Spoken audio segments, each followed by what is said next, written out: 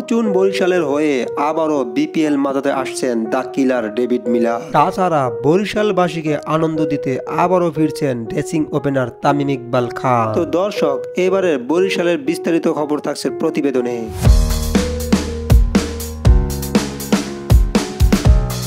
এবারের বিপিএল শুরু হতে আর মাত্র 55 দিন বাকি, আর তাই দল গুছাতে উঠে পড়ে লেগে গেছে বিপিএল ফ্রাঞ্চাইজিগুলো।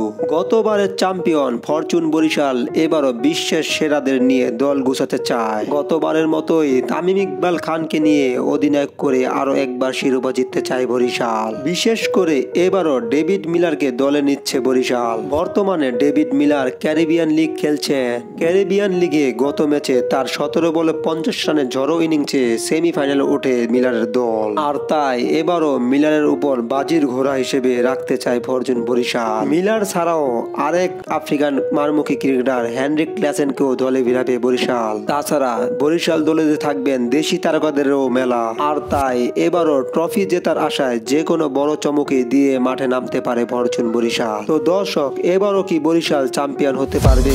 অবশ্যই কমেন্ট বক্সে জানিয়ে দিবেন। ধন্যবাদ।